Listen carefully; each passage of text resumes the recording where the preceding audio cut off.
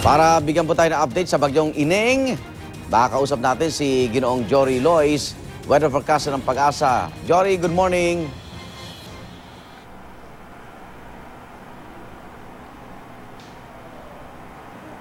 Magandang umaga, Igan. Magandang umaga, Pilipinas.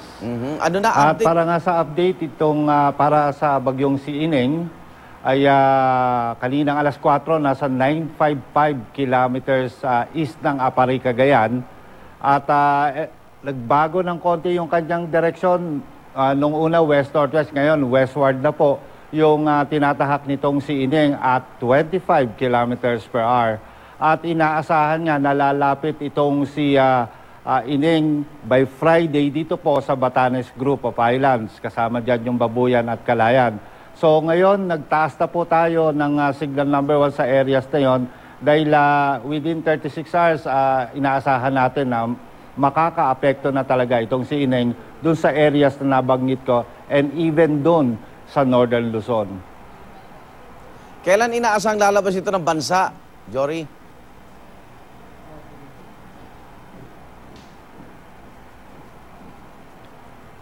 Sabado pa rin yung nakikita natin, Igan, na paglabas niya ng PAR. Depende na rin kung magbabago yung kanyang track, ano po.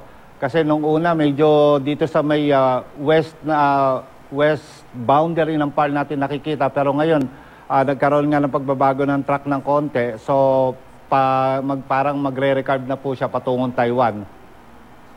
Anong mga lugar ang maapektuhan dito sa Pilipinas?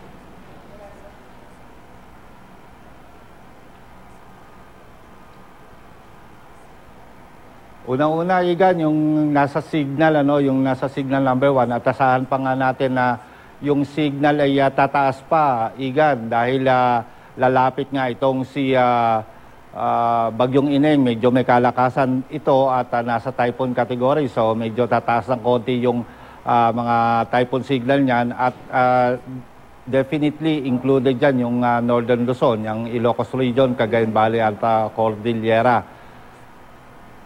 Maraming salamat, Jory Lois, weather forecaster po ng Pag-asa.